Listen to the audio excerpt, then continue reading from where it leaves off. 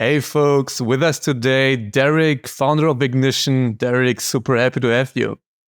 Yeah, pumped to be here, Nikolas. Is excited to chat. Amazing. Let's dive right in. What problem does Ignition solve? Yes, we basically help solve for the problem of like failed go-to-market for new products and features and go-to-market initiatives. And so, basically like what that boils down to tends to be misalignment between product, marketing, and sales. And so we're helping kind of bring those teams together and align them around one single source of truth that reduces a lot of the tool fragmentation that's used when bringing new products and features to market. So we're getting rid of kind of all the siloed spreadsheets and docs and research tools that you're using for launching new things, and pulling that into a single platform that helps you to conduct research, understand your market, then turn that into a road mapping process to help prioritize what you're building, and then hand that off into a go-to-market and launch process for the product marketing team to plan and execute the actual launch process itself and communicate that all internally. So it's a whole big bundled platform that does a lot of stuff. But end of the day, our end goal, help companies to launch things more effectively. Yeah. And then who's the typical buyer for something like that? Like the regular SaaS startup, or who are you targeting? Yeah, we tend to target kind of like mid-market to small enterprise companies. We work with a lot of early stage companies as well that are, like early stage SaaS. And it tends to be either the product team in the company or somebody on the marketing team, usually like product marketing, kind of just whoever's driving the go-to-market strategic planning for new things. But we work with a range of verticals. So, SaaS companies tend to be our bread and butter, but then, we also work with some CPG companies, some entertainment companies. So, basically anybody that's launching new things. Interesting. So the product doesn't need to be what we all have in mind when we think of product, meaning design and code, but it can be literally like a shampoo bottle of PNG or basically something like that. Yeah, exactly. It could be, a physical product. It could be a movie or a game. We work with like a couple of small film studios. So, it's basically anything that is like a productized thing. So, regardless of whether that's software or hardware or something else. Interesting. Is there a specific reason why you don't go hard after like one specific segment? Well, we kind of do. Like we end up focusing, more of our energy on SaaS, just because it's like the people in our network and, SaaS companies like buying from other SaaS companies. And so there's some reasons that it's a little easier, but part of the reason that we have not specifically verticalized on this is that, like building a launch process that's effective across these range of different motions actually helps sharpen our product. So, we actually like wanted to take that stuff into account as we were building from the start, because it helps to structure the way that we have like a bunch of AI baked into the platform that makes dynamic recommendations. And so being able to train that model on those other use cases helps to actually, create better outputs for us. So, I think there's a lot of like just future planning reasons that we started out a little bit more broadly. But like we do kind of like lean towards a couple of verticals a little more than others. Interesting. And then I would love to go back in time, roughly 2.5 years. I mean, you found the company, at least if I can trust LinkedIn, in 2021. So Yep. Two questions. One, why did you go after building quite a broad platform? And was that like the go-to from the get-go? Or did you start with like a very specific thing and then broaden in those 2.5 years? Yeah, so we definitely have evolved. Like, the early version, the early MVP of the product was a much more narrow kind of communications tool. And it was really kind of like a fancy document that had the ability for you to push kind of modular updates out to the rest of the organization from that document. So it was basically designed to help communicate better around go-to-market plans.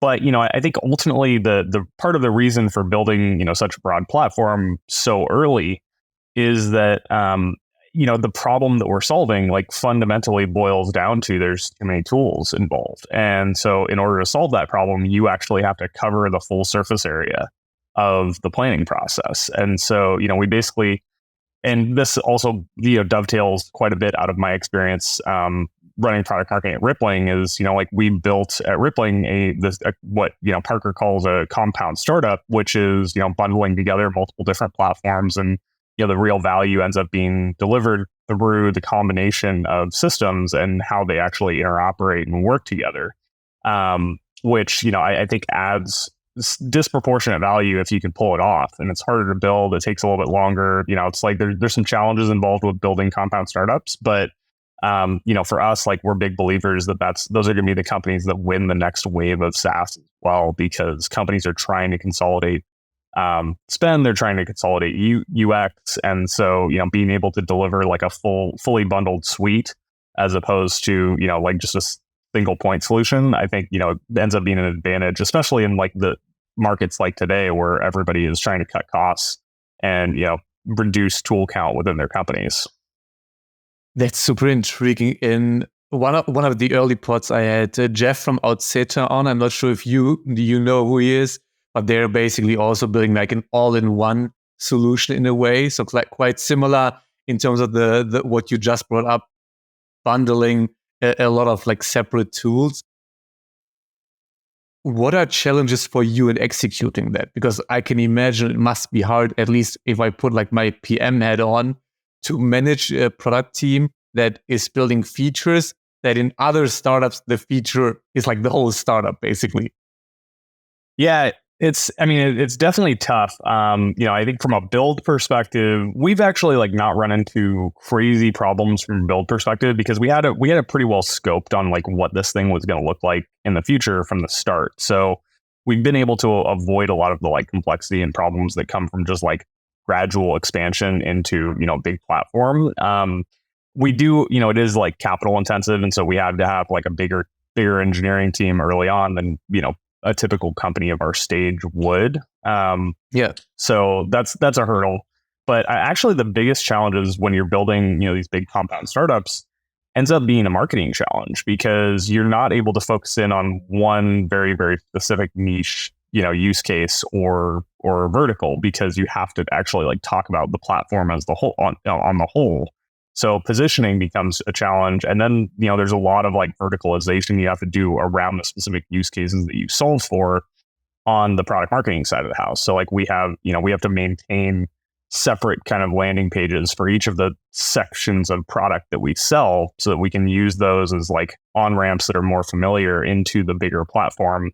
So there's actually like a lot of marketing lift involved. But from a build perspective, it actually has not been crazy difficult, aside from like there's complexity of just building a complex product. Like you have interrelated features that you have to account for how one thing's going to affect everything else downstream. So there's a lot of like just iteration and just working through the problems over and over.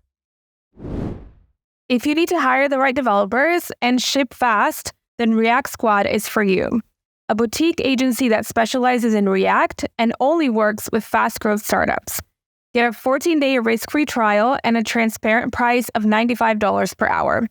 Visit reactsquad.io to learn more. Interesting. Yeah, I would love to dig into the marketing challenges.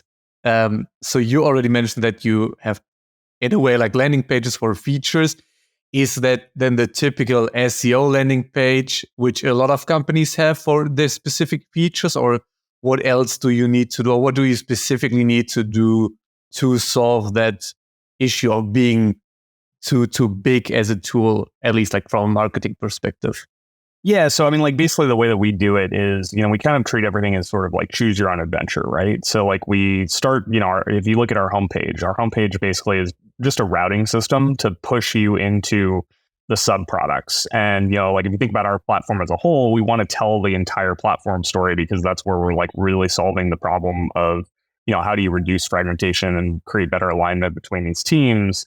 But then, like we have to talk about the individual sub product very directly as well. So they're not just SEO landing pages. They're also just meant to be like more familiar on-ramps into an existing category of tools. So like we'll push people into our research page and talk about competitive intelligence. And we'll push people into our product management page and talk about the road mapping tooling. And so, it's like that allows us to then both like SEO those in those categories of product, but then also to go out and say, hey, like, when we're reaching out to people, we can share that link if we know that we're talking to a product manager who may be much more interested in the road mapping tooling, that they're going to be in the broader go-to-market planning tooling.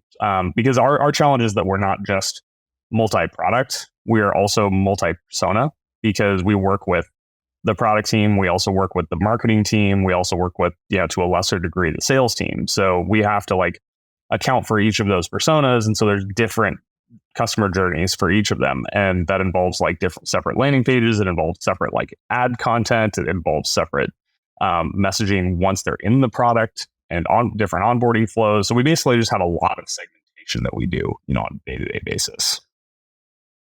And then, so let's say I'm a product manager. So do I then go to your site and want to start out with the road mapping tool and do that self-serve, or is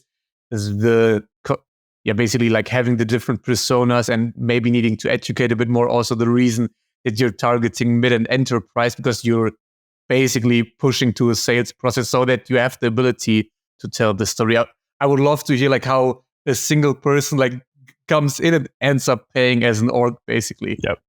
Yeah, of course. So basically, like, I mean, we have a hybrid motion. So we have self-serve for folks who come in as individuals or as smaller teams, and then we also have a top-down motion where we go and sell directly to enterprise. And so like when we go top-down, it's a much more straightforward process, right? Because when we go sell to like a VP level decision maker, they buy the thing and then they just kind of like push it down through the organization. They tend to buy the whole thing. We're able to have a sales conversation. They understand the value of the bundle all at once.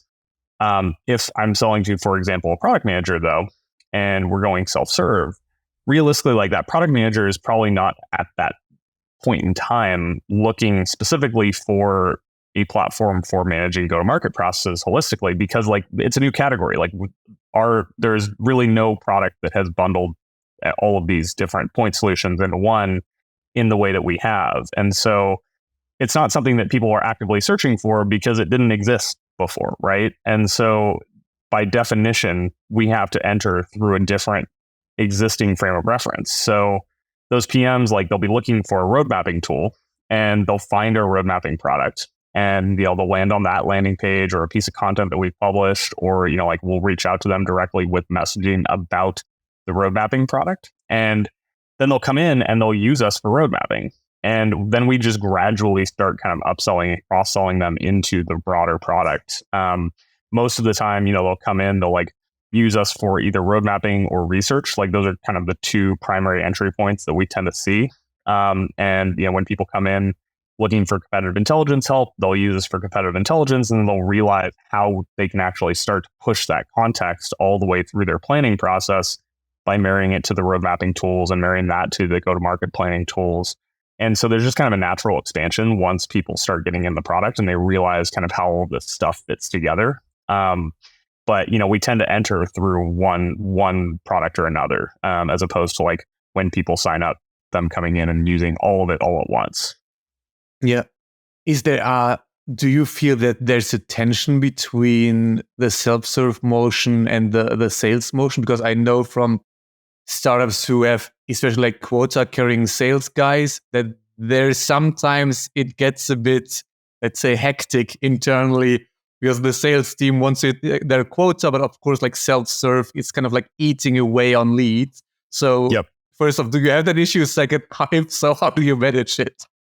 Yeah, well, right now, I mean, like I'm the quota-carrying salesperson right now, so I'm much more willing to make that sacrifice. I think we typically don't see a lot of tension between those two motions, though. Like, if anything, probably the biggest area where it causes friction ends up being pricing, because obviously it's difficult to like price things in a way that makes sense, unit economic wise, to have like a full hand-holding sales motion in place that can be very expensive versus having something that's accessible for like a small team or an individual to self-serve onto. So I think like pricing ends up getting a little tricky, but ultimately like we don't see a ton of cannibalization. Like it's not like I get on sales calls and I have a sales conversation with somebody and then they're like, oh well, I can just go use the free version for a while and I'm just going to do that, because our free version also, like, is restrictive enough that you can use it, somewhat indefinitely, but you're not going to get the full value that a team that we're having a sales conversation is looking for. So, ultimately, like, those teams, they're going to want to upsell regardless. I would love to double click on the pricing part. Can you tell us a bit about how it's structured right now? Yeah, so our pricing is very interesting, right? And we actually risked a lot on, the way that we approach this at Rippling, where we are a multi-product company. And so today we are actually like purely a la carte. And so you can buy, the go-to-market product by itself for $49 per editor per month. You can buy the product management product by itself for $49 per editor per month, or you can buy the research and insights product for $19 per editor per month. And so basically, like, again, this is where we come in and try and sell modularly, because we recognize that there's existing workflow that we may need to like plug into. And so if you already have a road mapping tool, like, we don't want to try and sell you the road mapping tool out of the gate if you are looking for competitive intelligence, so we'll use that as an on-ramp, and then we'll start, initiating the conversation for a later upsell where we can say, hey, look, like, you're using us for competitive intelligence already. Why wouldn't you marry your road mapping into the same platform? So we also, though, have a bundle where we sell the whole thing, because part of this is like, pricing ends up communicating positioning. And so you really have to, like, if you're going to sell a platform all as one thing, you need to actually have a price that allows for people to buy the thing all at once. And so we basically just do a 20% discount if you're buying all of the features all at once, and sell, a bundled offering for those folks. We will be changing this, though. So, like, we are actually in the process of taking that, and it's not that we're actually changing the pricing itself, but we are going to present it in more of a tiered fashion, where, we're actually going to have we're going to just present the bundle as the kind of better tier in a good, better, best pricing model.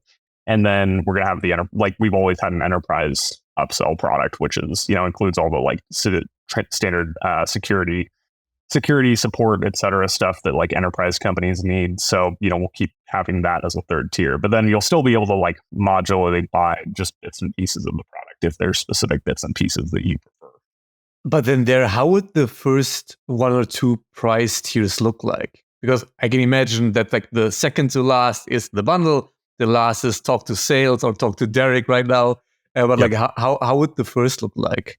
So we're actually only going to have 3. So you'll either be free, and we're going to have actually expanding how generous our free tier is. So we're going to have a free tier where you can basically use it for, 5 go-to-market plans and or like 1 roadmap, indefinitely. And then we're going to have a paid, the first paid tier is the current bundle, which is, kind of all of the product as it stands today. And then we'll have some additional like enterprise features, as well as, a couple of gated things that we're adding into an enterprise tier. So we're really just going to have, it's not going to be like a true good, better, best pricing where there's like a low price, a medium price, and then a high price. There will be kind of a low price for the people who are self-serving, and there'll be a higher price for the enterprise companies that we're in a sales motion with. So you're completely getting rid of the bundle, aka the a la carte model in a way, or do you weave that into there somehow? We're going to split the difference for a little bit, and just kind of see how it goes. So like we're iterating on this, and like we've gone back and forth on the a la carte versus the tiering, because there's advantages to both. And so like we're still going to allow you to, like, because again, remember the paid tier is just one tier. So there's just like one price for that. So what we're going to do is, like, if you only want to buy the road mapping tooling, you'll be able to buy just the road mapping tooling, and it'll just be a lower price for that same kind of like bundle tier.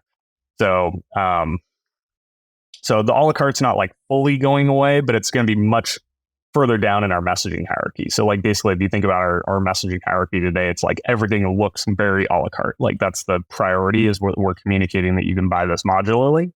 I think for simplicity's sake, we're moving to this tiering structure. But then when we're in sales conversations, we'll still be able to say, hey, look, like you can also buy the, it's like people are resistant to buying, all of the product all at once.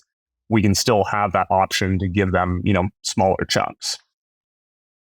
That's super intriguing. But I love that you're iterating on the pricing. I mean, way too many companies do like a set and forget in the beginning. So that's Totally. I'm looking forward to seeing your new pricing page. I need to grab a screenshot of that when it's done. Yeah, I mean, I'm a former product marketer, so like pricing has always been one of my favorite levers to play with. So like we're constantly iterating on pricing. You know, it's just and we're never going to stop. You know, I think iterating on pricing is the single biggest growth lever that companies have, and most, like you said, most companies don't take advantage of it. Amen. Then let's switch gears to a bit away from product and more to the company building side. So how big is the company right now, either in terms of funding or employees or both, whatever you can share to set a bit of context? Yeah, so we're 14 employees. We basically it's all engineers and the designer. And then we basically, we've raised, previously we had raised 4.75 million, but we actually just are wrapping up closing a new round. So I can't share that yet, but we are, Let's just one question on the new round. How much harder was it to raise compared to the previous ones? Just because the economic climate, the market right now is like, let's say, a bit tricky. Yep.